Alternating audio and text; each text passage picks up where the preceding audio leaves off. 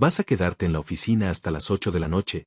Me preguntó Susana esa mañana, mientras yo ajustaba mi corbata frente al espejo del pasillo. Le dije que sí, con una sonrisa tranquila, y salí de casa sin decirle nada más. Nada sobre el técnico que había venido el día anterior. Nada sobre las cámaras que ahora funcionaban perfectamente. Nada sobre la aplicación que ya estaba instalada en mi celular, lista para grabar cada rincón de ese apartamento en tiempo real. Salí, cerré la puerta, y pensé que el día iba a ser completamente normal. No lo fue. A media mañana, sentado en mi escritorio con un café que ya estaba frío, decidí abrir la aplicación. Solo por curiosidad. Solo para ver si Susana había encontrado los chocolates que yo escondía detrás de los libros del estante. Era un juego tonto entre nosotros, algo sin importancia. Ella siempre los encontraba. Yo siempre fingía enojarme. Era de esas pequeñas cosas que hacen que un matrimonio se sienta vivo. Abrí la grabación con una sonrisa en la cara. Y tuve que llamar a la policía. No voy a contarte todavía lo que vi. Porque para entender por qué esa llamada fue necesaria, primero necesitas saber quién soy yo, quién era Susana para mí, y qué clase de vida habíamos construido juntos durante todos estos años. Porque lo que pasó no fue un accidente. No fue un malentendido. Fue algo que llevaba tiempo cocinándose en silencio, justo debajo de mi nariz, en el lugar donde yo me sentía más seguro en el mundo, mi propio hogar. Mi nombre es Omar. Tengo 48 años. Trabajo como supervisor de logística en una empresa de distribución desde hace casi 12 años. No es un trabajo glamoroso, pero es estable, honesto, y me ha dado todo lo que tengo. Un apartamento en un buen barrio, un auto que funciona, cuentas al día, y la tranquilidad de dormir sin deudas. Nunca fui de los que sueñan con lujos. Siempre preferí la calma, la rutina, la certeza de saber lo que me espera cada mañana cuando abro los ojos. Soy el tipo de hombre que llega a tiempo, que cumple su palabra, que no necesita que le recuerden sus responsabilidades. Eso siempre me enorgulleció. Y durante muchos años, creí que ese era el mejor tipo de hombre que uno podía ser. Susana y yo llevábamos 9 años casados. La conocí en una cena de cumpleaños de un amigo en común, Ernesto, que siempre juró que había sido un encuentro planeado por el universo. Tal vez tenía razón. Ella era profesora de primaria en ese entonces. Tenía una risa fácil, opiniones firmes sobre casi todo, y una manera de mirar a la gente que hacía sentir que realmente te estaba escuchando. Me enamoré rápido. Quizás demasiado rápido. Pero en ese momento no lo veía como un defecto. Lo veía como una señal. Como una de esas certezas que uno siente en el pecho y que decide no cuestionar porque se siente demasiado bien para ponerla en duda. Los primeros años fueron buenos. No perfectos, porque ningún matrimonio lo es, pero sí buenos de verdad. Peleábamos por cosas pequeñas, nos reconciliábamos sin dramas, viajamos 2 veces, adoptamos un gato que murió al año siguiente y lloramos juntos como si fuera de la familia. Construimos una vida que desde afuera parecía sólida, y desde adentro, la mayoría del tiempo, también lo era. Había algo cómodo y real en lo nuestro. Algo que yo nunca sentí que necesitara revisar demasiado, porque parecía funcionar solo, como una maquinaria bien ajustada que uno da por sentada hasta que un día deja de hacer ruido. Hacía 3 años que Susana había dejado de trabajar. Fue una decisión que tomamos juntos, o al menos eso creí. Ella decía que estaba agotada, que necesitaba un descanso, que quería reorganizarse antes de buscar algo nuevo. Yo lo entendí. La apoyé sin dudarlo. Me encargué de todo sin quejarme. Los gastos, las cuentas, el mercado, los servicios, los imprevistos. Todo caía sobre mí, y yo lo cargaba con gusto porque así lo entendía. Sostener a los que uno ama no es un sacrificio, es una decisión. Y yo la había tomado con los ojos abiertos. Nunca le pedí cuentas. Nunca le pregunté en qué gastaba el dinero que le transfería cada mes para sus gastos personales. Eran 400 pesos dólares mensuales, a veces más si había algo especial. Para mí era parte del acuerdo. Parte de confiar. Y yo confiaba en Susana completamente. Con una confianza ciega, del tipo que no necesita pruebas porque se alimenta sola, del tipo que crece sin que uno lo note hasta que se convierte en algo tan grande que ya no puede ver lo que hay detrás de ella. Por eso cuando el técnico vino a reparar las cámaras del apartamento, ni siquiera pensé en mencionárselo. No fue un plan. No fue una trampa. Las cámaras llevaban meses sin funcionar bien, la imagen borrosa, la señal cortándose constantemente, y yo finalmente había llamado al servicio técnico para que las revisara. El hombre llegó un martes por la tarde, mientras Susana estaba en casa de su hermana. Estuvo menos de una hora.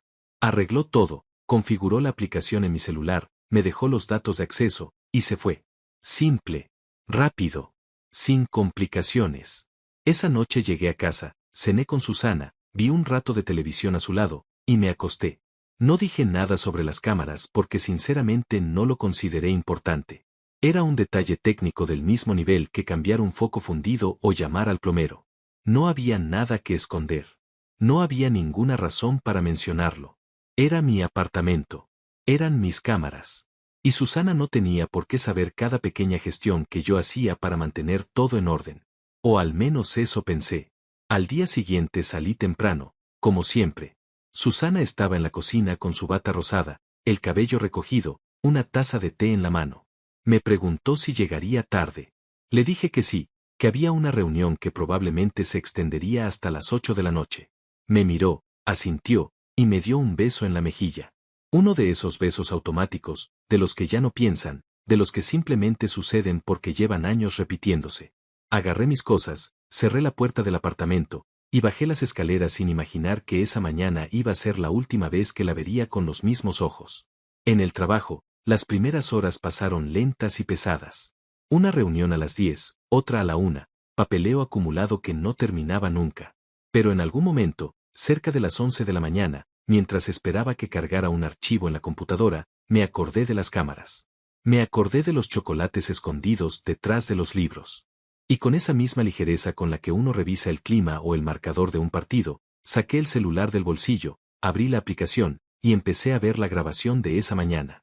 Estaba sonriendo cuando presioné play. Dejé de sonreír muy rápido. Lo que apareció en esa pantalla no tenía nada que ver con chocolates. No tenía nada que ver con ninguna de las cosas inocentes que yo esperaba encontrar. Era algo completamente diferente. Algo que me heló la sangre de golpe, sin aviso, sin darme tiempo de prepararme. El ruido de la oficina a mi alrededor desapareció por completo, como si alguien hubiera apagado el volumen del mundo entero, y lo único que existía en ese momento era esa pequeña pantalla en la palma de mi mano y lo que estaba pasando en ella. Me quedé inmóvil durante varios segundos que se sintieron como minutos. No podía mover los dedos. No podía hablar. No podía pensar con claridad. Solo podía mirar. Y mientras miraba, una sola pregunta se repetía en mi cabeza sin parar, golpeando desde adentro como si quisiera salir a la fuerza. ¿Cuánto tiempo llevaba pasando esto sin que yo lo supiera? Esa pregunta todavía no tenía respuesta. Pero estaba a punto de encontrarla. Lo primero que vi en la grabación fue la puerta del apartamento abriéndose. Eran las 9:47 de la mañana. Yo llevaba poco más de 2 horas en la oficina. Susana, según lo que me había dicho la noche anterior, tenía pensado quedarse en casa descansando, quizás salir un momento al mercado por la tarde. Nada fuera de lo ordinario. Nada que me hubiera hecho pensar 2 veces. Pero la puerta se abrió a las 9:47, y quien entró no fue Susana saliendo. Fue un hombre entrando. Al principio no lo reconocí. La cámara del pasillo tiene un ángulo amplio, pero la imagen tarda un segundo en enfocar bien cuando hay movimiento. Vi una figura masculina, de complexión media, con una chaqueta oscura y algo en la mano que parecía una bolsa. Entró con paso tranquilo, sin apuro, como quien conoce bien el lugar al que llega. Susana lo recibió en el umbral. No hubo sorpresa en su cara. No hubo presentaciones. Solo un gesto con la cabeza hacia adentro, como diciéndole, pasa, ya te estaba esperando. Sentí algo raro en el pecho en ese momento. No era todavía dolor. Era más bien una especie de extrañeza, como cuando uno ve algo que no encaja pero todavía no sabe exactamente por qué. Me dije a mí mismo que podía ser cualquier cosa. Un técnico. Un conocido. El hermano de alguna amiga. Susana tenía su vida, sus relaciones, y yo nunca había sido el tipo de esposo que necesita saber cada detalle de con quien habla su mujer. Eso me lo repetí con firmeza mientras seguía mirando la pantalla. Pero seguí mirando. Los dos entraron a la sala. La cámara de ese cuarto tiene mejor ángulo, y fue ahí cuando pude ver bien la cara del hombre por primera vez. Y lo reconocí. Era Hugo. Hugo era un conocido de hace años. No un amigo cercano, pero sí alguien que había estado en nuestra vida en algún momento. Habíamos coincidido en reuniones sociales, en alguna cena, en eventos del trabajo de Susana cuando ella todavía enseñaba. Era el tipo de persona que uno saluda con cordialidad, pero con quien nunca termina de construir una relación real. Simpático en la superficie. De esos que siempre tienen algo que decir y siempre saben cómo decirlo para quedar bien. Nunca me había caído del todo bien, si soy honesto, pero tampoco había tenido una razón concreta para desconfiar de él. Hasta ese momento. Verlo entrar a mi apartamento con esa familiaridad, con esa calma, con esa bolsa en la mano que empezaba a dejar sobre la mesa del comedor como si fuera completamente normal, me produjo una incomodidad que no supe cómo nombrar de inmediato. Seguí respirando. Seguí mirando. Me dije que tenía que ver más antes de sacar conclusiones. Que los celos no eran una prueba. Que la imagen de un hombre entrando a un apartamento no significaba nada por sí sola. Entonces Susana habló. No podía escuchar el audio con claridad porque estaba en la oficina y tenía los audífonos a medio poner, pero subí el volumen al máximo y me concentré. Las palabras llegaban cortadas, mezcladas con el ruido de fondo, pero algunas se distinguían perfectamente. Y las que se distinguían no eran las de una conversación casual entre dos conocidos que se encuentran por casualidad. Escuché mi nombre. Escuché la palabra documentos. Escuché algo que sonó como antes de que llegue. Me quedé paralizado. El café que tenía en la mano lo dejé sobre el escritorio sin darme cuenta, y ni siquiera noté que se derramó un poco sobre los papeles. Tenía los ojos clavados en esa pantalla como si el mundo entero dependiera de no apartar la mirada ni un segundo. Porque algo en mi interior, esa parte que uno intenta callar porque no quiere tener razón, ya estaba empezando a entender que lo que estaba viendo no era inocente. Vi a Hugo abrir la bolsa que había traído. Sacó algo que no pude identificar bien desde el ángulo de la cámara. Parecía una carpeta. O un sobre grande. Susana lo tomó con las dos manos y lo abrió ahí mismo, de pie frente a la mesa, con una expresión concentrada que yo nunca le había visto en casa. Era la cara de alguien que está revisando algo importante. No la cara de alguien que charla con un conocido en una mañana cualquiera. Empecé a sentir que el aire de la oficina pesaba más de lo normal. Me levanté de la silla sin saber bien para qué. Caminé hasta el pasillo, me apoyé contra la pared, y volví a mirar el celular.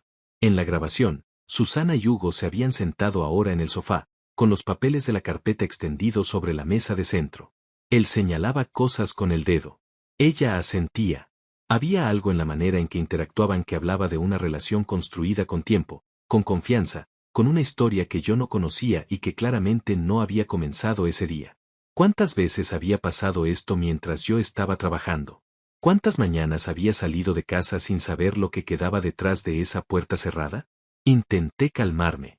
Intenté pensar con lógica. Tal vez era algo relacionado con un trámite. Tal vez Susana estaba resolviendo algo administrativo y no me lo había mencionado porque no quería preocuparme. Tal vez yo estaba construyendo una historia de la nada, alimentado por la desconfianza y la imaginación. Era posible. Todo era posible todavía. Pero entonces la grabación avanzó, y Susana se levantó del sofá y caminó hacia el pasillo. Hacia la habitación. Y Hugo la siguió. Cerré los ojos un segundo. Los volví a abrir. Cambié a la cámara del pasillo. Los vi entrar juntos al cuarto que Susana y yo compartíamos desde hacía 9 años. La cámara de la habitación no la teníamos conectada por privacidad, así que la imagen se cortó ahí. Pero no necesité ver más para saber que algo estaba profundamente mal. Me quedé de pie en el pasillo de la oficina con el celular en la mano y una sensación en el pecho que no sabría describir con exactitud. No era solo celos. No era solo traición. Era algo más amplio y más frío, como darse cuenta de que el suelo sobre el que uno ha estado caminando durante años no era tan sólido como creía. Como descubrir que la casa que construiste con tus propias manos tiene una habitación que nunca conociste. Volví a mi escritorio. Me senté. Puse el celular boca abajo sobre la mesa y traté de respirar con normalidad. Tenía que seguir trabajando. Tenía una reunión en menos de una hora. No podía desmoronarme ahí, en medio de la oficina, frente a mis compañeros que no tenían idea de lo que acababa de ver. Pero tampoco podía ignorarlo. Pasaron 40 minutos. 40 minutos en los que intenté concentrarme en el trabajo y no pude retener ni una sola palabra de lo que leía. 40 minutos en los que cada vez que cerraba los ojos veía a Hugo entrando a mi apartamento con esa bolsa, con esa calma, con esa familiaridad que no tenía ningún derecho a tener. 40 minutos en los que me repetí que necesitaba más información antes de actuar. Que no podía llamar a Susana así. que no podía llegar a casa sin saber exactamente a qué me estaba enfrentando. Así que cuando pasaron esos 40 minutos, volví a abrir la aplicación. Y lo que vi en ese momento fue mucho peor que lo anterior. La cámara de la sala volvió a tener actividad a las 11:23 de la mañana. Los vi salir de la habitación. Hugo primero, luego Susana.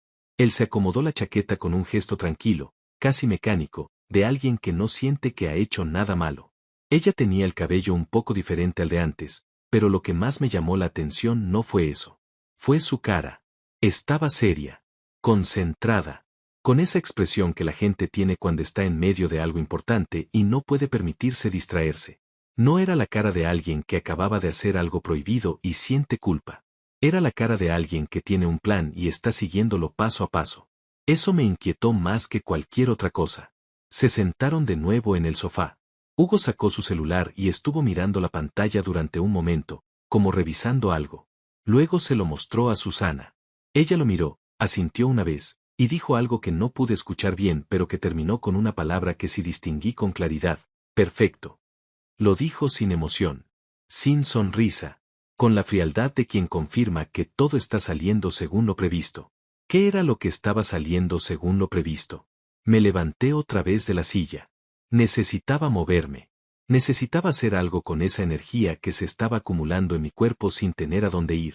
Fui al baño, abrí el grifo, me mojé la cara con agua fría, y me miré en el espejo durante varios segundos. El hombre que me devolvió la mirada parecía 10 años más viejo que el que había salido de casa esa mañana con el café en la mano y la corbata mal ajustada. Algo en mis ojos había cambiado. Ya no era la mirada de alguien que confía. Era la mirada de alguien que empieza a entender que estuvo ciego durante mucho tiempo. Volví a mi lugar y seguí viendo la grabación. Lo que pasó a continuación me tomó por sorpresa, aunque ya no debería haberme sorprendido nada. Hugo se levantó del sofá y caminó hacia el estudio. El estudio era una habitación pequeña al fondo del apartamento que yo usaba para guardar documentos, archivar papeles del trabajo, y donde tenía un cajón con llave en el que guardaba cosas importantes. Documentos del apartamento, el seguro, papeles del auto. Y en el fondo de ese cajón, dentro de un sobremanila, guardaba algo que muy poca gente sabía que existía: una libreta donde anotaba mis cuentas personales, mis ahorros, y los datos de acceso a mis cuentas bancarias. Era un hábito antiguo, de cuando era más joven y no confiaba del todo en la tecnología. Nunca lo había eliminado porque nunca había tenido razón para hacerlo. Susana sabía que ese cajón existía. Sabía que tenía llave. Pero yo siempre había asumido que ella no sabía dónde guardaba esa llave. Era un supuesto, ahora me daba cuenta, basado en nada más que mi propia tranquilidad. Vi a Hugo entrar al estudio y detenerse frente al escritorio. La cámara de ese cuarto tenía un ángulo lateral que no permitía ver todo con claridad, pero sí lo suficiente. Lo suficiente para ver que abrió el cajón. Lo suficiente para ver que no estaba cerrado con llave. Lo suficiente para ver que metió la mano adentro y empezó a revisar lo que había dentro. Sentí que algo se rompía en mi interior en ese momento. No de golpe, no con estrépito, sino de esa manera silenciosa y devastadora en que se rompen las cosas que uno creía inamovibles. Como una grieta que aparece en una pared que parecía perfecta y que de repente te hace cuestionar toda la estructura. Susana entró al estudio detrás de él. Se paró a su lado. Los dos miraban el interior del cajón. Ella señaló algo. Él asintió. Y entonces Hugo sacó su celular y empezó a fotografiar los papeles que tenía delante, uno por uno, con una calma y una metodología que hablaban de alguien que sabía exactamente lo que estaba buscando y exactamente para qué lo iba a usar. Tuve que soltar el celular un momento. Lo puse sobre la mesa, me recosté en la silla, y miré el techo de la oficina. Mi cerebro estaba intentando procesar demasiadas cosas al mismo tiempo y ninguna de ellas era buena. No era una visita inocente. No era un malentendido. No era mi imaginación construyendo fantasmas. Lo que estaba viendo era real, era deliberado, y llevaba una planificación detrás que no podía haberse armado en un día. ¿Cuándo había empezado todo esto? ¿Hacía cuánto tiempo Susana y Hugo tenían esta relación, fuera lo que fuera? ¿Y qué iban a hacer con esos documentos, con esas fotografías, con esa información que habían sacado de mi propio escritorio sin que yo lo supiera? Volví a agarrar el celular. Seguí mirando. Los vi salir del estudio.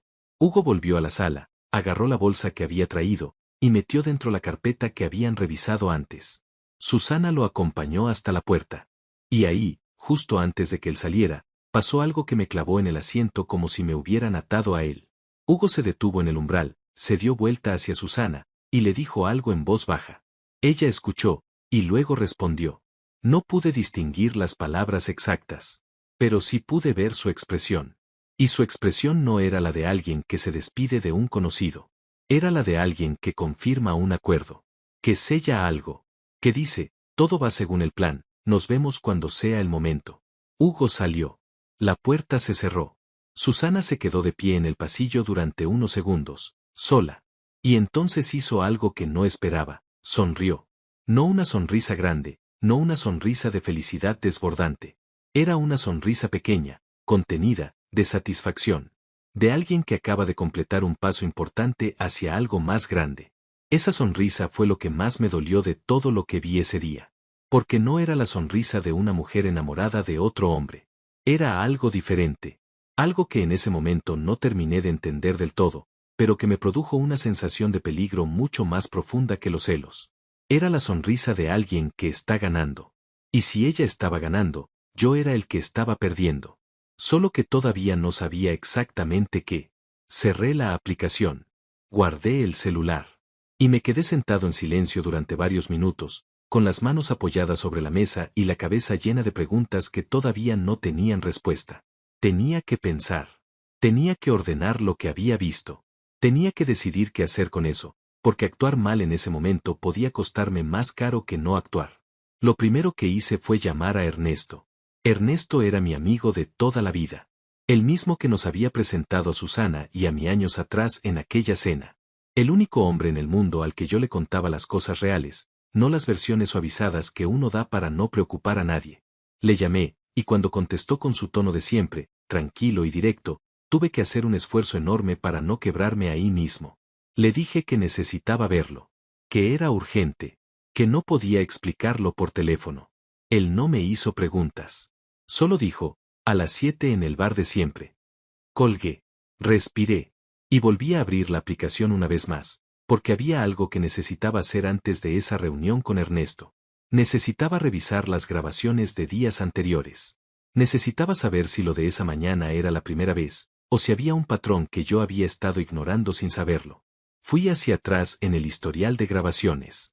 1 día, 2 días, 3 días. Y en el cuarto día hacia atrás, lo encontré. Hugo había estado en mi apartamento antes. 4 días atrás, a las 10 de la mañana, había entrado por esa misma puerta con la misma calma de siempre. Y no había sido una visita corta. Según la grabación, había estado adentro durante casi 2 horas. Seguí buscando hacia atrás. Y encontré otra visita. Y otra. En total, en el último mes, Hugo había estado en mi apartamento al menos 6 veces. 6 veces en las que yo había estado trabajando. 6 veces en las que Susana me había dicho que estaba en casa descansando, o haciendo compras, o visitando a su hermana. 6 veces en las que yo había llegado a casa por la noche sin sospechar nada, la había saludado con un beso, había cenado con ella, me había acostado a su lado, y había dormido con la confianza tranquila de un hombre que cree que su vida es exactamente lo que parece. 6 veces. Y yo no había visto nada. Cerré el historial. Puse el celular en el bolsillo. Me levanté de la silla con una calma que no sentía por dentro, pero que decidí mantener por fuera, porque sabía que si me dejaba llevar por lo que sentía en ese momento, iba a cometer un error. Y no podía darme el lujo de cometer errores. No todavía. No hasta entender completamente qué estaba pasando y qué era lo que Susana y Hugo estaban planeando con esos documentos, con esas fotografías, con esa información que habían sacado de mi escritorio como si tuvieran todo el derecho del mundo. Faltaban horas para reunirme con Ernesto. Faltaban horas para poder hablar con alguien de confianza. Y mientras tanto, tenía que seguir sentado en esa oficina, fingiendo que todo estaba bien, respondiendo correos, asistiendo a reuniones, hablando con compañeros de trabajo que no tenían idea de que el hombre que tenían enfrente acababa de descubrir que su vida entera podría estar construida sobre algo que no era lo que él creía. Esa tarde fue la más larga de mi vida. El bar donde quedé con Ernesto era un lugar pequeño, sin pretensiones, con mesas de madera oscura y una iluminación que siempre parecía estar a punto de apagarse. Llevábamos años yendo ahí. Era el tipo de lugar donde uno puede hablar sin que nadie escuche, sin que nadie pregunte, sin que nadie interrumpa. Lo habíamos elegido por eso desde la primera vez, y nunca habíamos tenido razones para cambiar. Llegué antes que él. Pedí algo de tomar, me senté en la mesa del fondo, y puse el celular sobre la madera con la pantalla hacia arriba, como si necesitara tenerlo a la vista para recordarme que lo que había visto ese día era real y no un producto de mi imaginación. Porque a esas horas, después de toda una tarde fingiendo normalidad en la oficina, una parte de mí todavía quería creer que había una explicación razonable para todo. Que me había perdido algo. Que estaba interpretando mal las imágenes. Que Susana tenía una razón que yo desconocía y que cuando la supiera, todo iba a encajar de una manera diferente. Esa parte de mí era la que todavía la amaba. Y era también la parte más peligrosa, porque era capaz de convencerme de no hacer nada. Ernesto llegó puntual, como siempre. Se sentó frente a mí, pidió lo mismo que yo sin mirar la carta, y me miró directamente a los ojos. No dijo nada durante unos segundos. Solo me miró. Y luego dijo, cuéntame. No sé cuánto tiempo hablé. No lo medí. Le conté todo desde el principio, desde el técnico que había venido a arreglar las cámaras, desde la pregunta de Susana esa mañana, desde el momento en que abrí la aplicación buscando chocolates y encontré algo que no tenía ningún nombre todavía. Le describí cada detalle que había visto. Las visitas anteriores. Los documentos fotografiados. La sonrisa de Susana cuando Hugo salió por la puerta. Todo. Ernesto escuchó sin interrumpirme. Con esa capacidad que siempre tuvo de quedarse quieto mientras el otro habla, sin moverse demasiado, sin adelantarse, sin ofrecer conclusiones antes de tener todos los elementos. Cuando terminé, se quedó en silencio un momento. Luego preguntó una sola cosa. ¿Revisaste tus cuentas hoy? No lo había hecho. No había pensado en eso. Había estado tan concentrado en procesar las imágenes, en entender lo que significaban emocionalmente, que no había dado el paso lógico siguiente, verificar si algo concreto ya había sido tocado. Si los documentos fotografiados habían servido para algo más que para mirar. Saqué el celular. Abrí la aplicación del banco. Y ahí, en la pantalla, encontré algo que me dejó sin palabras durante varios segundos. Había un movimiento que yo no había hecho. No era una cantidad enorme, no era algo que hubiera vaciado la cuenta de un golpe, pero era un movimiento que yo no recordaba haber autorizado. Una transferencia de $900 realizada 3 días atrás hacia una cuenta que no reconocía. Podría haber sido un error. Podría haber sido un cargo automático que había olvidado. Pero dado todo lo que había visto ese día, la probabilidad de que fuera una coincidencia era prácticamente nula. Le mostré la pantalla a Ernesto. Él la miró, asintió despacio, y dijo con una calma que yo en ese momento no tenía. Omar, esto ya no es una sospecha. Esto es un patrón. Tenía razón. Y escucharlo decirlo en voz alta, con esa claridad, fue como terminar de despertar de algo. Como si hasta ese momento yo hubiera estado viendo todo a través de un vidrio empañado y alguien de repente lo hubiera limpiado de un solo movimiento. Lo que estaba pasando no era una traición emocional solamente. Era algo más organizado, más frío, más calculado. Susana y Hugo no estaban simplemente teniendo una aventura. Estaban haciendo algo con mi información, con mis documentos, con mi dinero. Y llevaban semanas, quizás meses, haciéndolo en silencio mientras yo pagaba las cuentas, llegaba a casa por las noches, y dormía sin sospechar nada. La pregunta que me hice en ese momento fue la más importante de la noche. ¿Qué estaban planeando exactamente? Ernesto fue el que lo dijo primero, con esa manera suya de llamar las cosas por su nombre sin rodeos. Puede ser un vaciamiento. Están recopilando información sobre tus activos, tus cuentas, tus propiedades. Si alguien quisiera dejarte sin nada antes de que te dieras cuenta, así es exactamente como empezaría. Lo escuché. Dejé que las palabras aterrizaran. Y entonces algo en mi interior, esa parte que había estado paralizada desde la mañana, empezó a moverse de nuevo. No con pánico. No con rabia desbordada. Sino con una frialdad nueva, una claridad que no había sentido en todo el día, como si el golpe hubiera sido tan fuerte que al final había logrado despejarme en lugar de hundirme. Si querían un juego, iban a tener uno. Pero las reglas las ponía yo. Le dije a Ernesto que necesitaba hacer 3 cosas antes de cualquier confrontación. Primero, hablar con alguien del banco para bloquear cualquier movimiento no autorizado y revisar el historial completo de transacciones.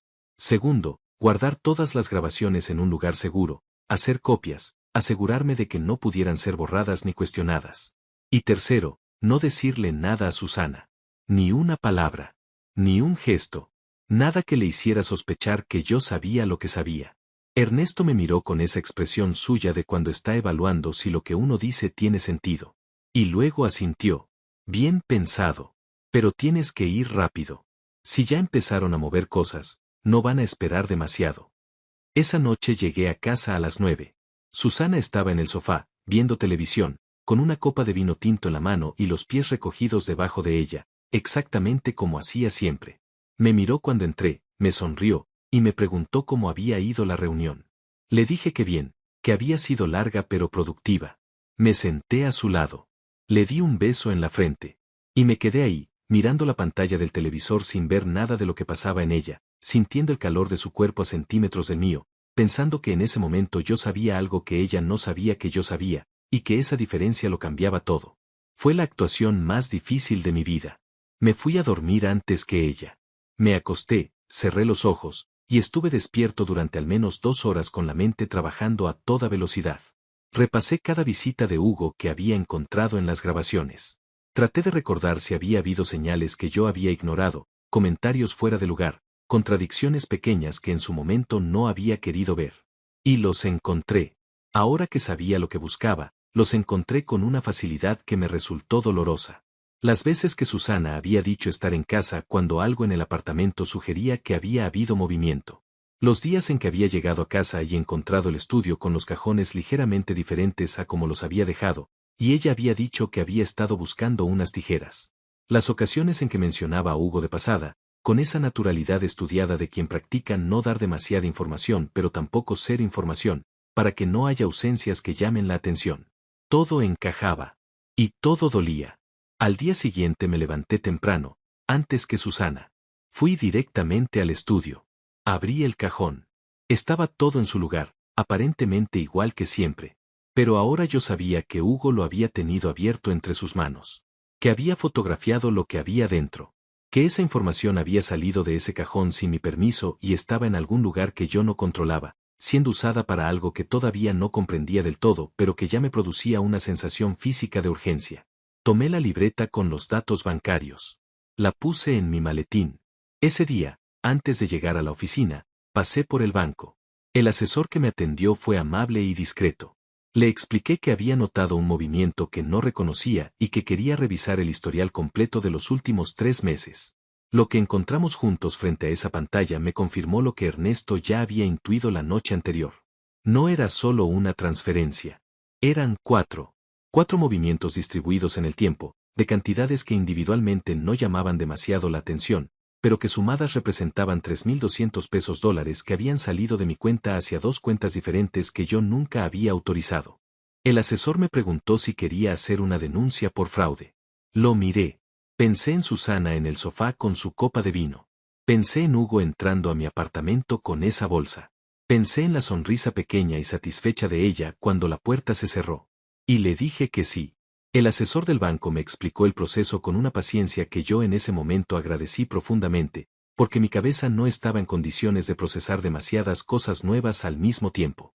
Me dijo que lo primero era bloquear cualquier movimiento futuro no autorizado, cambiar las claves de acceso, y levantar una alerta en la cuenta para que cualquier transferencia por encima de cierto monto requiriera una verificación adicional directamente conmigo.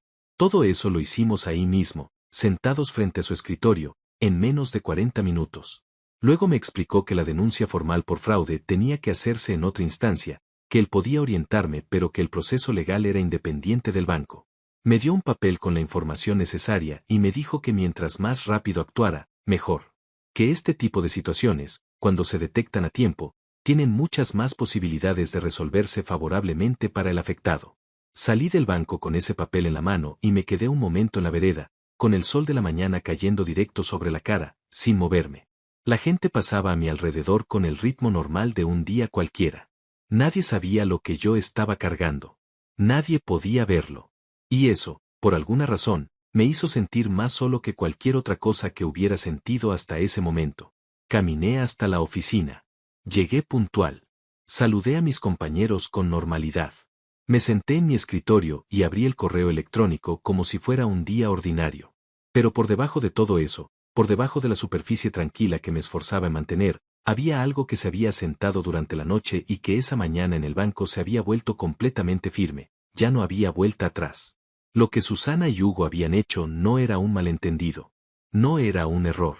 Era una decisión que habían tomado juntos, con tiempo, con planificación, con la frialdad de quien calcula cada paso antes de darlo.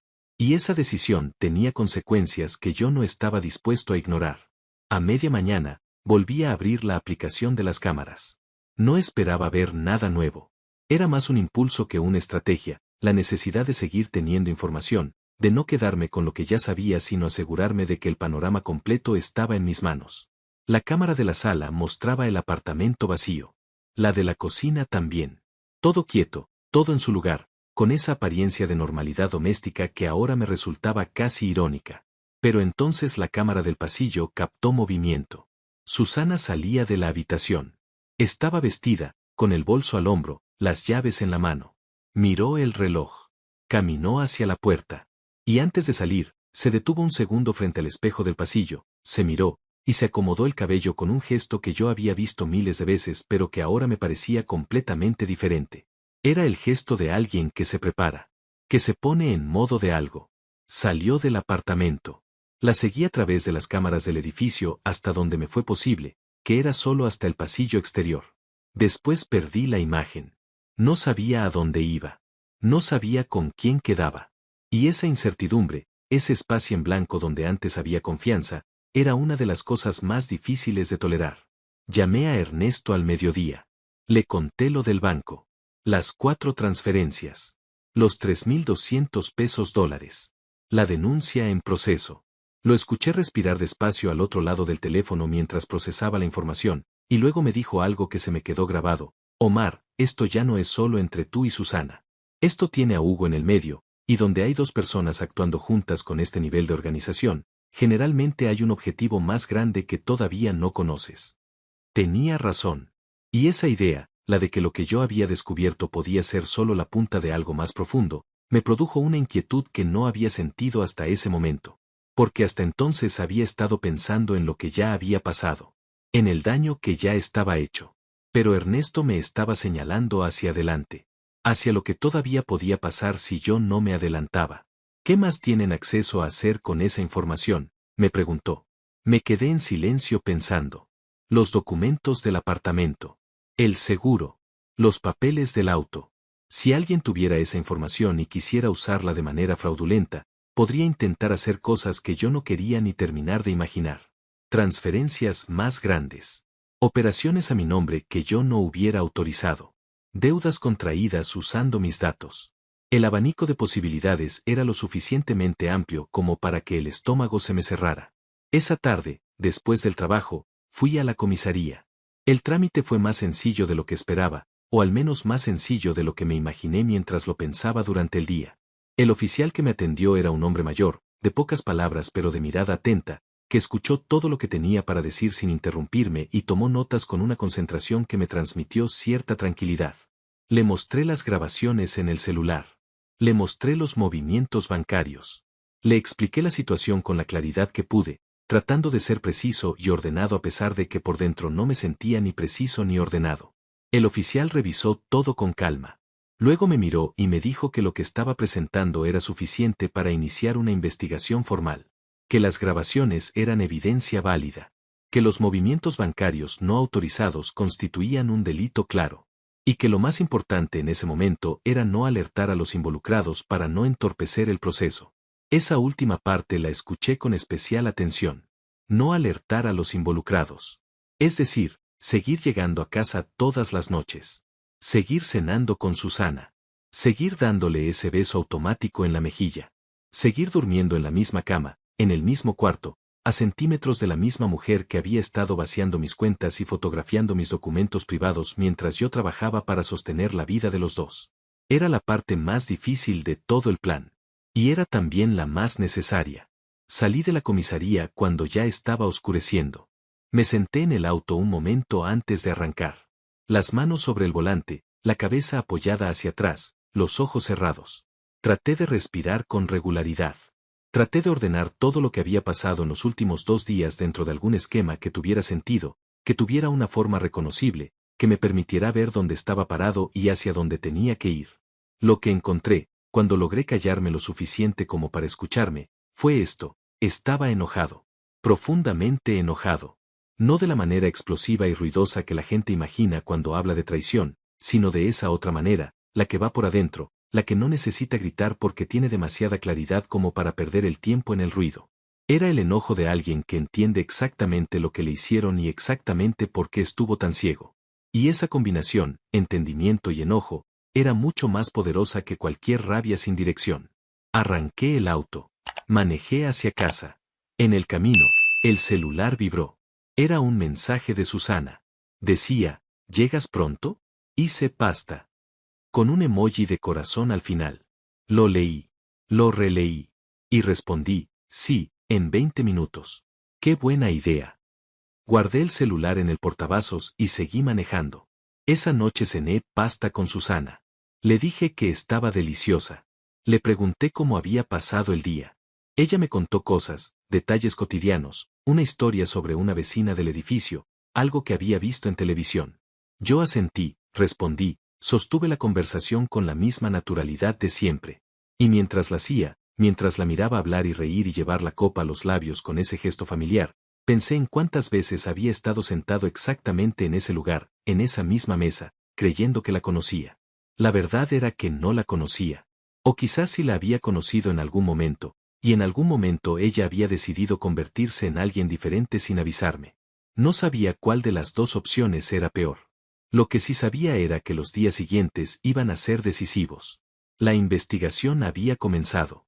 El banco estaba en alerta. Las grabaciones estaban guardadas en 3 lugares diferentes, incluyendo el correo electrónico de Ernesto, por si acaso. Y yo tenía que seguir funcionando con normalidad mientras todo eso avanzaba por debajo de la superficie, invisible para Susana, silencioso y preciso como una maquinaria que ya nadie podía detener. Solo faltaba una cosa. Faltaba saber exactamente qué era lo que Hugo y Susana estaban planeando hacer. Porque las transferencias eran una señal, los documentos fotografiados eran una señal, pero yo todavía no tenía la imagen completa. Y sin la imagen completa, no podía estar seguro de haber protegido todo lo que necesitaba proteger. Esa respuesta llegó 3 días después. Y llegó de la manera más inesperada que yo hubiera podido imaginar. 3 días después de haber iniciado la denuncia en la comisaría, recibí una llamada de un número que no tenía guardado en el celular. Era un martes por la tarde, estaba en la oficina terminando un informe, y dudé un segundo antes de contestar porque no reconocía los dígitos.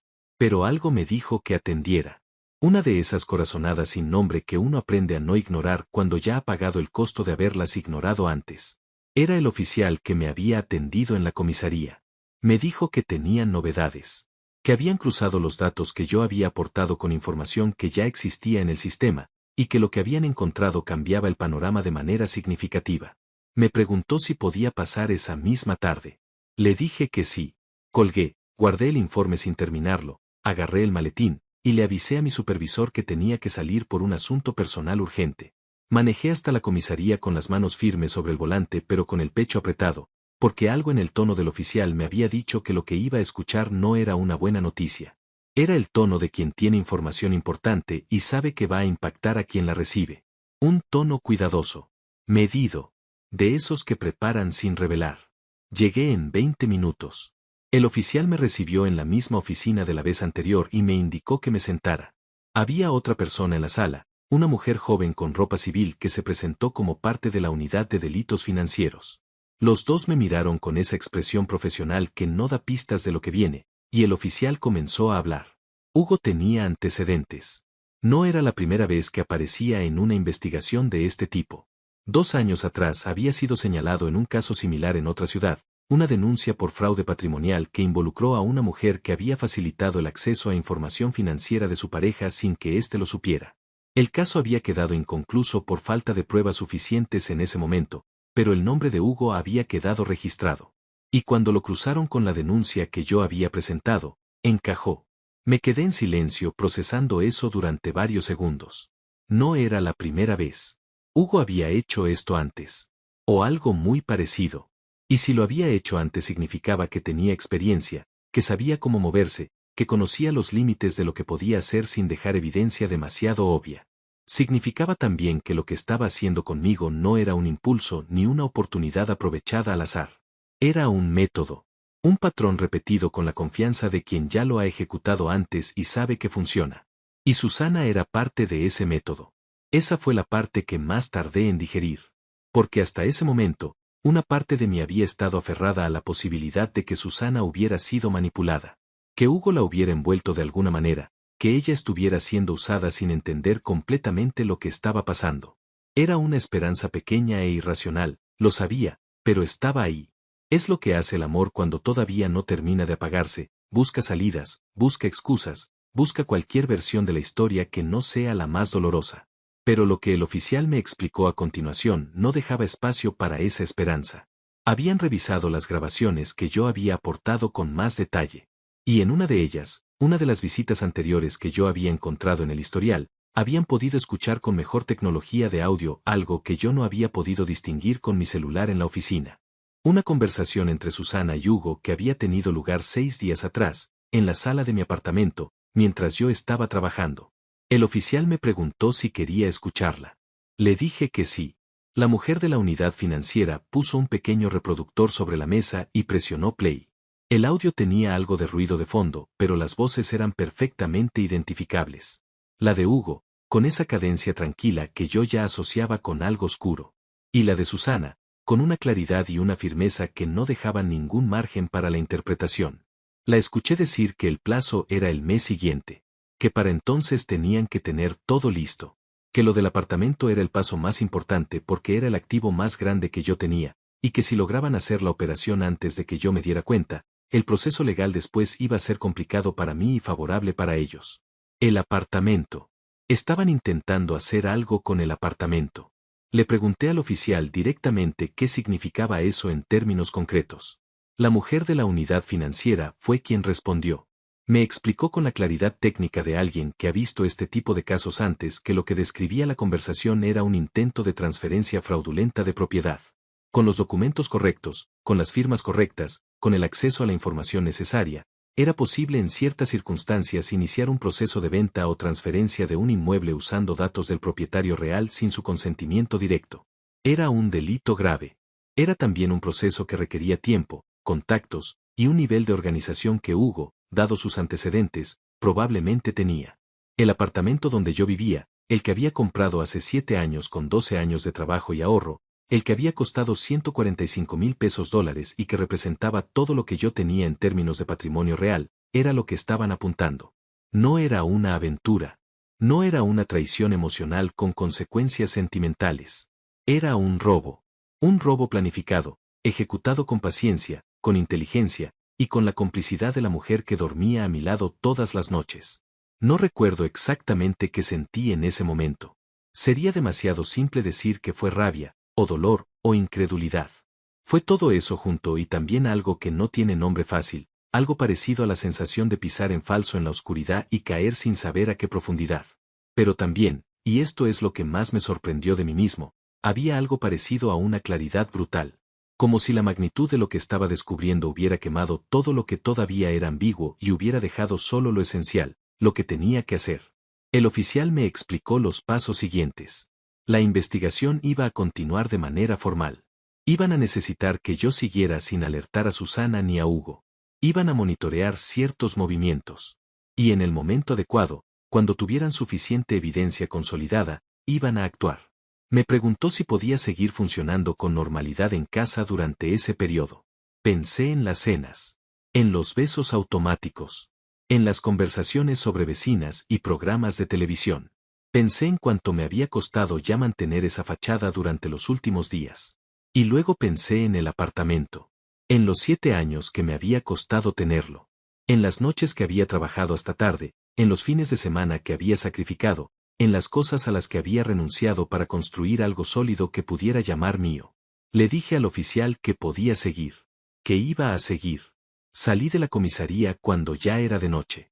El aire afuera estaba frío y lo agradecí porque necesitaba algo físico que me anclara al presente, que me recordara que el suelo seguía estando debajo de mis pies aunque todo lo demás se hubiera movido. Llamé a Ernesto desde el estacionamiento. Le conté todo. Lo escuché soltar un insulto en voz baja al otro lado del teléfono, que viniendo de él, que era un hombre de pocas palabras fuertes, decía todo. Luego me dijo, ¿estás bien? Me lo pensé un momento antes de responder. No de manera dramática, sino de verdad, con honestidad. ¿Estaba bien? No, claramente no estaba bien. Pero estaba entero. Estaba en pie. Estaba pensando con claridad. Y tenía un plan. En las circunstancias en las que me encontraba, eso era suficiente. Eso era más que suficiente. Le dije a Ernesto que estaba bien y que lo llamaría al día siguiente. Colgué. Me senté en el auto otro momento, en silencio, con las manos quietas sobre las rodillas. Y me permití, solo por esos pocos minutos, sentir todo lo que había estado conteniendo durante días. El peso de saber que la persona con quien había construido una vida había decidido destruirla desde adentro. La vergüenza extraña de haber confiado tanto. El dolor de entender que el amor que yo había sentido había existido en un solo lado, o al menos que en algún momento había dejado de existir en el otro sin que yo lo hubiera visto. Me lo permití todo. Durante esos minutos, en el estacionamiento oscuro de la comisaría, fui el hombre herido que tenía todo el derecho de estar herido. Y luego arranqué el auto. Y manejé hacia casa.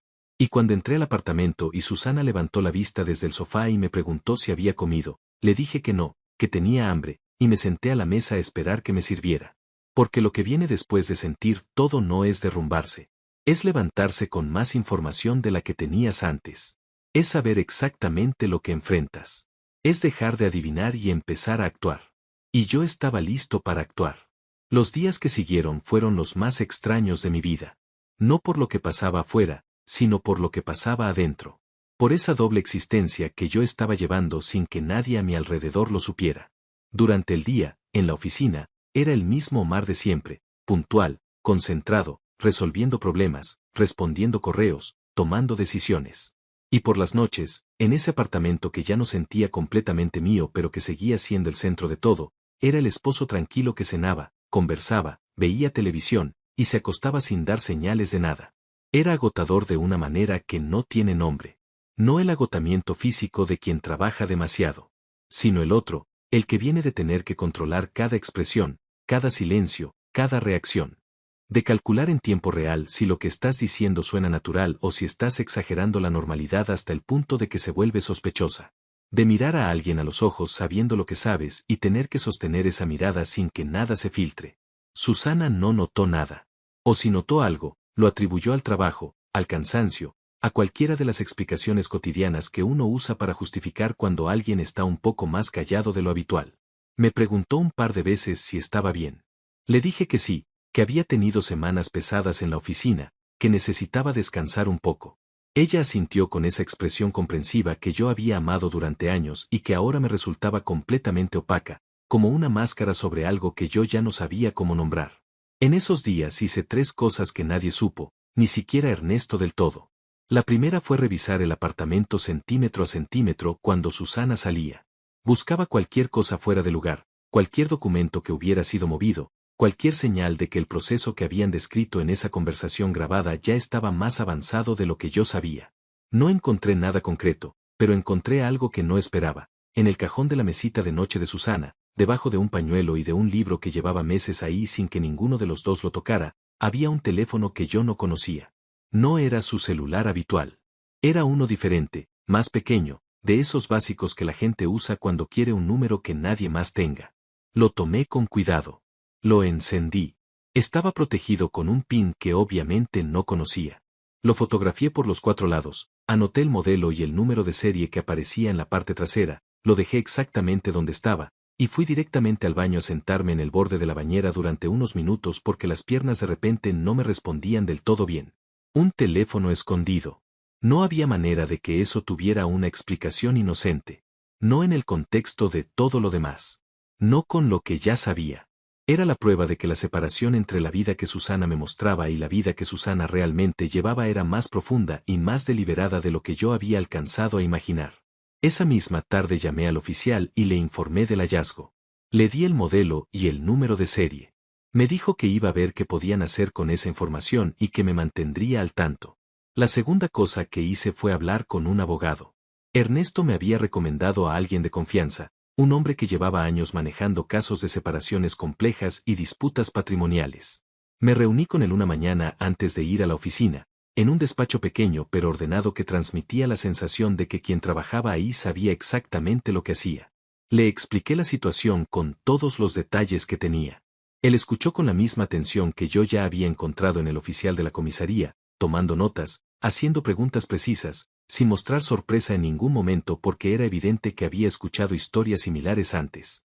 Cuando terminé, me miró y me dijo algo que cambió la manera en que yo estaba procesando todo. Lo más importante ahora no es la traición emocional. Lo más importante es la protección de su patrimonio. Eso es lo que tiene que ocupar su cabeza en este momento. Tenía razón. Y escucharlo decirlo me ayudó a enfocar. Porque yo había estado llevando dos cargas al mismo tiempo, el dolor personal y la urgencia práctica, y a veces una aplastaba a la otra de maneras que no me dejaban pensar con claridad. Pero el abogado me estaba diciendo que en este momento, lo estratégico tenía que ganarle a lo emocional. Que el tiempo para procesar lo que sentía iba a llegar, pero que no era ahora. Me explicó los pasos para proteger el apartamento de cualquier movimiento fraudulento. Había medidas legales que podían tomarse de manera preventiva, registros que podían hacerse, alertas que podían activarse en las instancias correspondientes para que cualquier intento de transferencia o modificación de la titularidad del inmueble requiriera una verificación directa conmigo que fuera imposible de falsificar. Lo pusimos en marcha ese mismo día. Firmé los documentos necesarios, pagué los honorarios correspondientes, y salí de ese despacho sintiendo que por primera vez desde que todo había comenzado, yo tenía el control de algo concreto. La tercera cosa que hice fue la más difícil de todas. Empecé a despedirme. No de manera visible.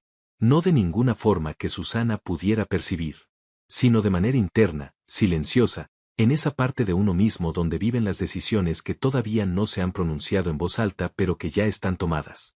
Empecé a mirar el apartamento de otra manera.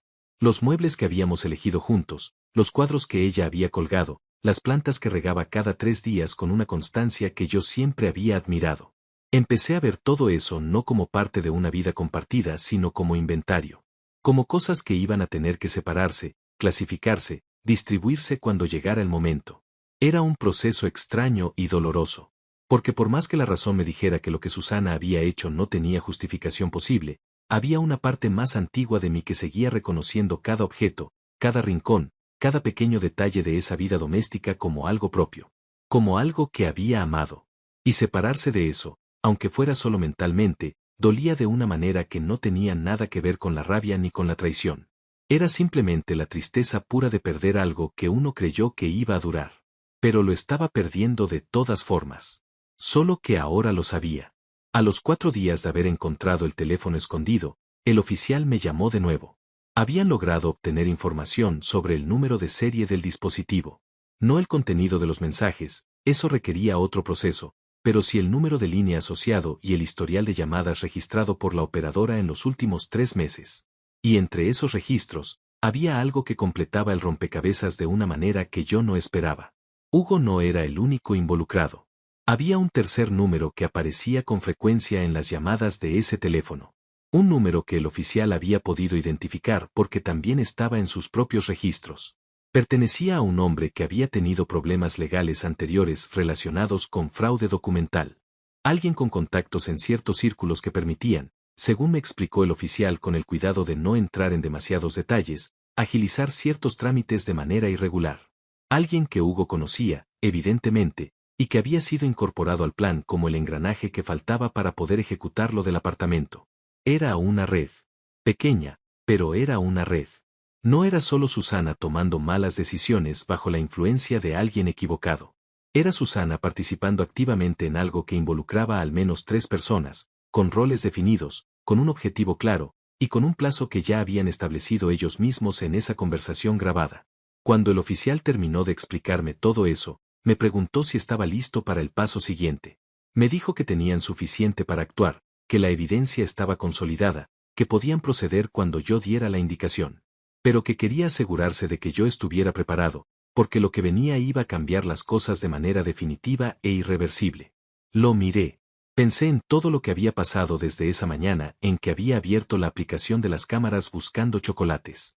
Pensé en los 9 años de matrimonio. Pensé en las cenas, en los viajes, en el gato que habíamos adoptado y llorado juntos. Pensé en los 3.200 pesos dólares que habían salido de mi cuenta sin mi permiso. Pensé en el teléfono escondido bajo el pañuelo en la mesita de noche. Pensé en la sonrisa pequeña y satisfecha de Susana cuando Hugo salió por la puerta de mi apartamento con la bolsa llena de información que no le pertenecía. Y pensé en el apartamento. En los 7 años que me había costado. En las noches trabajando hasta tarde.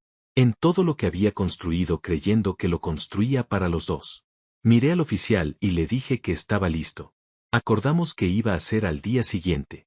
Que yo saldría de casa a la hora habitual, como cualquier mañana. Que Susana no sabría nada hasta que ya no hubiera nada que pudiera hacer para cambiarlo. Que todo iba a suceder con la precisión de algo que había sido preparado con cuidado y que no dependía del azar ni de los nervios de nadie. Esa noche llegué a casa por última vez como si nada hubiera cambiado. Susana había cocinado. La mesa estaba puesta. Había una vela encendida en el centro, de esas que ella ponía a veces sin ninguna razón especial, solo porque le gustaba la luz. Me senté frente a ella, serví mi plato, y durante toda la cena estuve completamente presente en la conversación, respondiendo, preguntando, riendo en los momentos en que correspondía reír. Estuve más presente que en muchas cenas anteriores, paradójicamente, porque sabía que era la última. Cuando terminamos, ella recogió los platos y yo me quedé sentado un momento más en la mesa, mirando la vela apagarse despacio.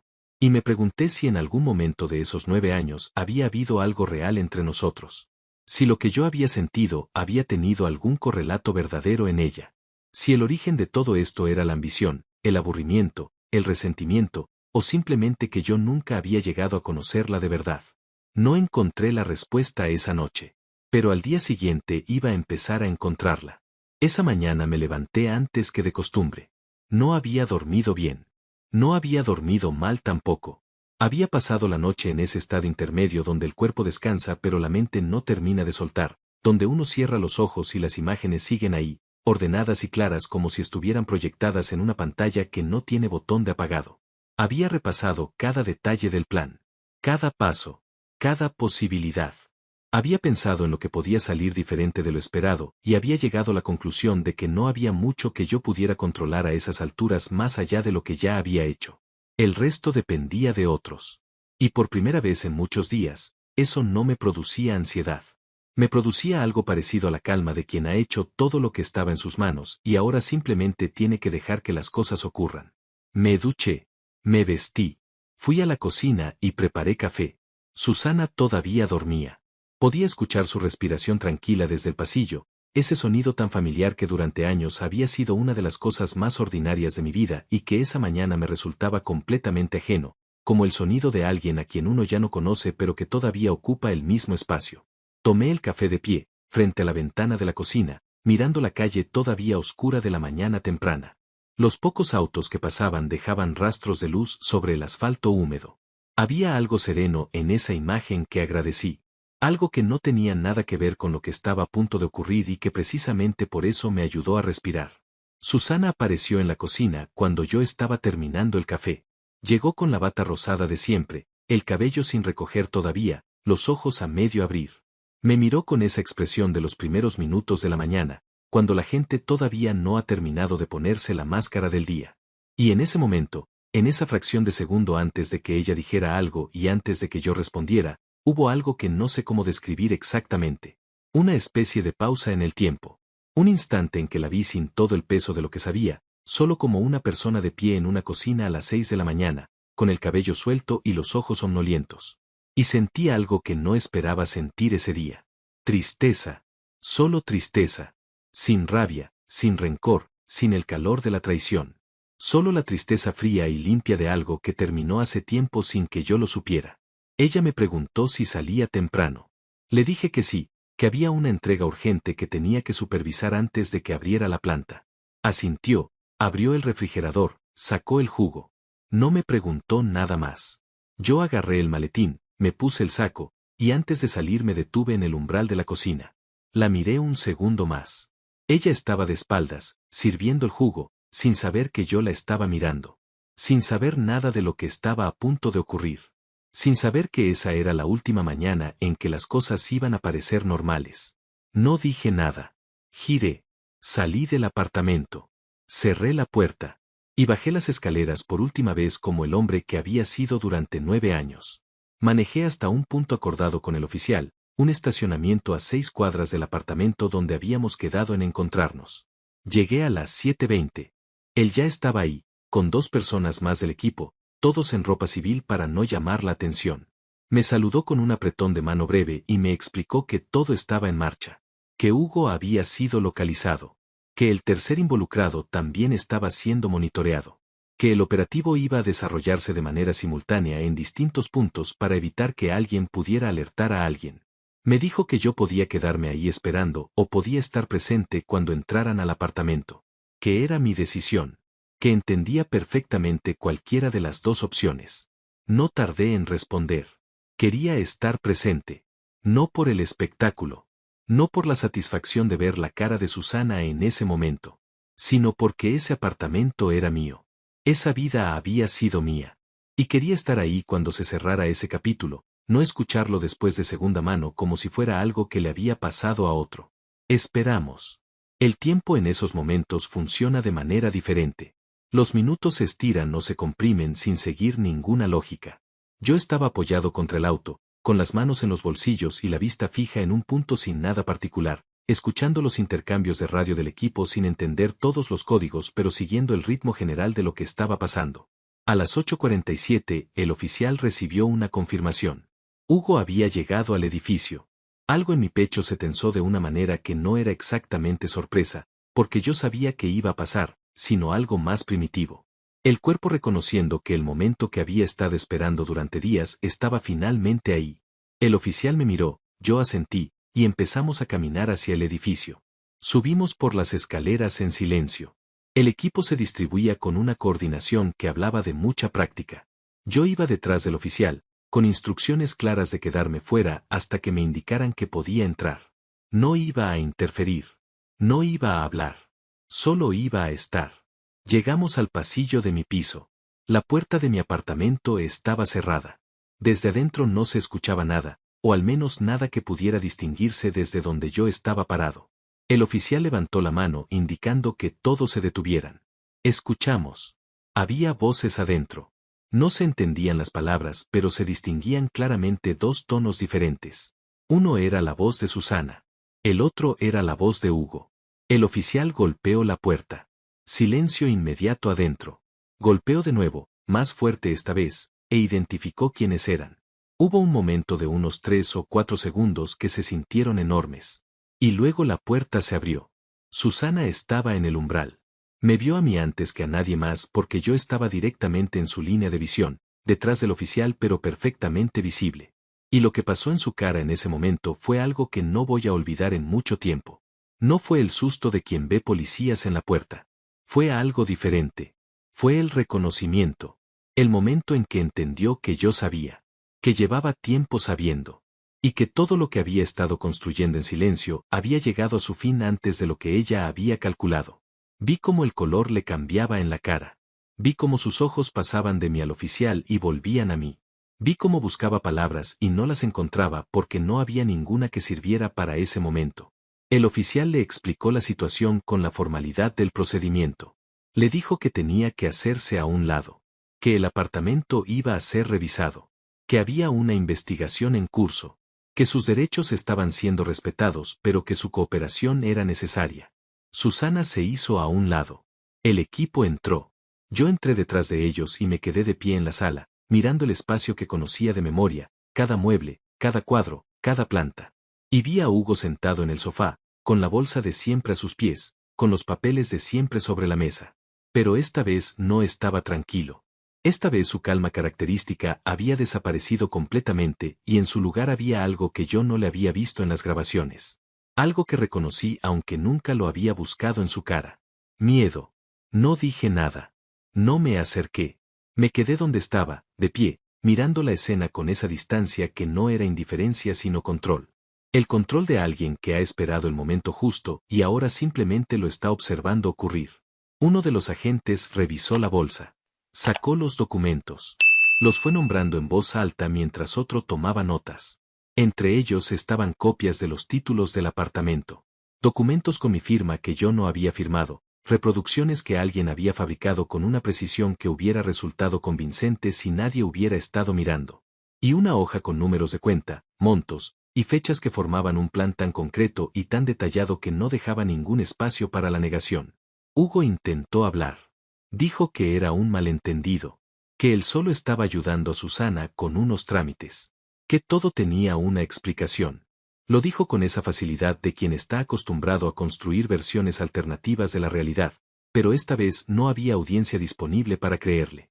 Esta vez había grabaciones, extractos bancarios, un teléfono secundario, antecedentes registrados, y un apartamento lleno de evidencia que nadie había tenido tiempo de hacer desaparecer.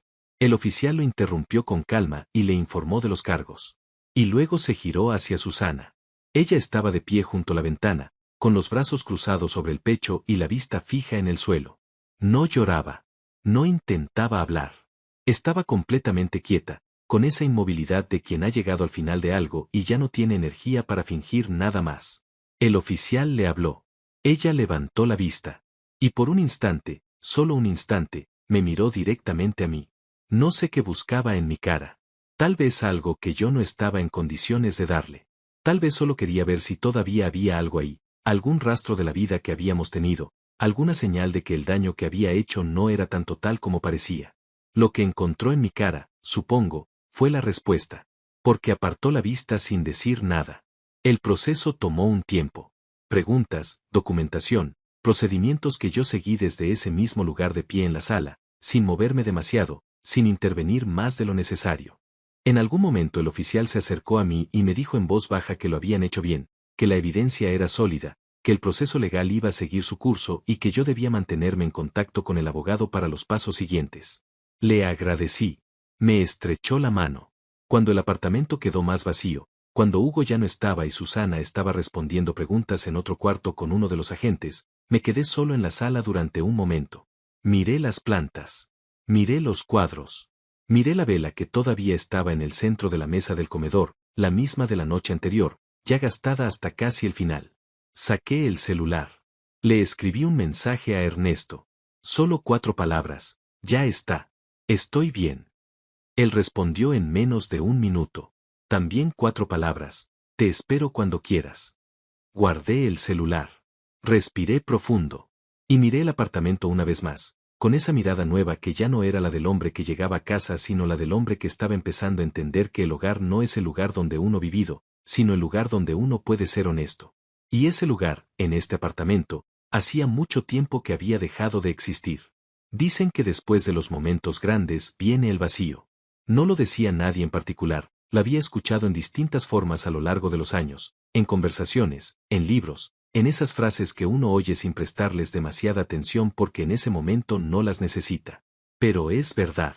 Después de que todo ocurrió, después de que el apartamento quedó en silencio y los agentes se fueron y yo cerré la puerta y me senté en el sofá por primera vez en mucho tiempo sin tener que fingir nada, lo que llegó no fue alivio inmediato ni satisfacción ni ninguna de las cosas que uno imagina que va a sentir cuando algo que estuvo mal durante mucho tiempo finalmente se corrige.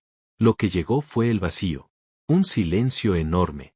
El tipo de silencio que no es ausencia de ruido sino ausencia de algo que uno no sabe exactamente nombrar hasta que ya no está. 9 años de vida compartida, de rutinas construidas juntos, de pequeños hábitos que se vuelven tan propios que uno deja de notar que los tiene, todo eso no desaparece de golpe solo porque la razón no entiende. El cuerpo tarda más. La memoria tarda más. Y durante esos primeros días después de que todo salió a la luz, lo que más me sorprendió no fue el dolor ni la rabia ni ninguna emoción dramática. Fue lo ordinario del duelo. Lo silencioso que es. Lo mucho que se parece, desde afuera, a simplemente seguir viviendo. Ernesto vino esa misma noche. Trajo comida de un lugar que a mí me gustaba, se sentó en la silla que siempre ocupaba cuando venía a casa, y no intentó llenar el silencio con palabras que no servían para nada. Eso fue lo mejor que pudo hacer. Comimos. Hablamos de algunas cosas prácticas que había que resolver en los días siguientes. Y en algún momento, sin que ninguno de los dos lo hubiera planeado, empezamos a hablar de otras cosas. De cosas que no tenían nada que ver con Susana ni con Hugo ni con nada de lo que había pasado. De un partido que había visto a medias hacía unas semanas. De un lugar al que Ernesto quería ir en las próximas vacaciones. De cosas pequeñas, irrelevantes, completamente ordinarias. Y eso, más que cualquier otra cosa, fue lo que me ayudó a respirar esa noche. En los días siguientes, el proceso legal avanzó con la solidez que el oficial me había prometido. La evidencia era suficiente. Las grabaciones, los movimientos bancarios, los documentos falsificados encontrados en la bolsa de Hugo, el historial del teléfono secundario, todo formaba un expediente que el abogado describió como difícilmente rebatible. Hugo y el tercer involucrado enfrentaban cargos por fraude documental y tentativa de apropiación ilícita de bienes. Susana, por su participación directa y documentada, enfrentaba cargos como cómplice con pleno conocimiento de los hechos. El abogado me explicó que el proceso judicial tomaría tiempo, que estas cosas no se resuelven en semanas, pero que mi posición era sólida y que el apartamento estaba completamente protegido gracias a las medidas que habíamos tomado a tiempo. Los $3,200 transferidos fraudulentamente estaban en proceso de recuperación. Y cualquier posibilidad de que el plan que habían estado ejecutando llegara a completarse había quedado neutralizada de manera definitiva. Escuché todo eso sentado frente al escritorio del abogado con una calma que ya no me sorprendía. Había algo que se había sentado en mí durante esos días, algo parecido a la certeza de que había hecho lo correcto en el momento correcto y de la manera correcta. Sin gritos. Sin venganzas. Sin acciones impulsivas que me hubieran costado más caro que el daño que había sufrido. Había actuado con la cabeza, había protegido lo que era mío, y había dejado que el proceso hiciera lo que el proceso tiene que hacer. No era poco. En las circunstancias en que me había encontrado, no era poco en absoluto. La separación formal fue un proceso aparte. Frío, burocrático, lleno de documentos y plazos y términos legales que uno aprende a leer con rapidez cuando no tiene otra opción.